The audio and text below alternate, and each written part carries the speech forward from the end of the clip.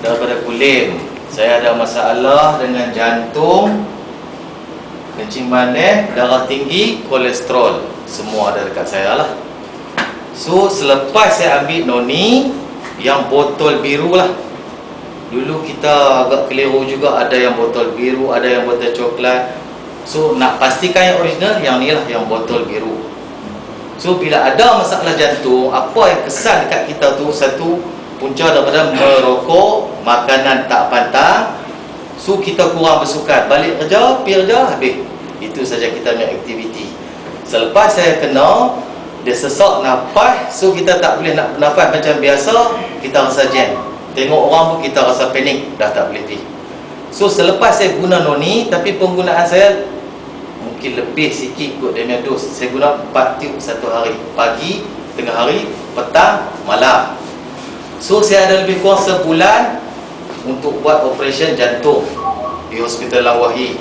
Selepas saya guna noni selama 3 minggu saja, 4 tube satu hari, tapi panas lah.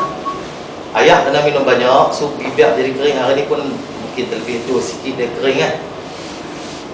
Keputusannya Alhamdulillah, selepas buat angiogram, dia tembak kamera masuk.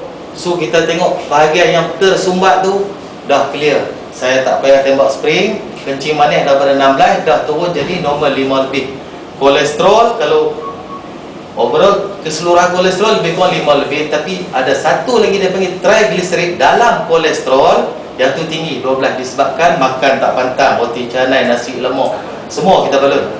So yang tu menyebabkan tersumbat. Jadi selepas guna 3 minggu, kesannya Alhamdulillah turun jadi 2.10. Saya ada dia punya laporan lah daripada Lawahi. Kencing manis turun, jantung pun okey. Makan tu kurang pantang sikit, merokok pun masih merokok lagi. So risiko lah. Jadi saya tak kena operation dan tak payah nak buat apa lah, blood test semua okey lah. Daripada situ saya tengok dengan produk yang kecil macam ni boleh sembuh penyakit. Kalau kita kata penyakit besar, guna ubat besar padi yang ni kot, rasa-rasanya lah kecil tapi besar.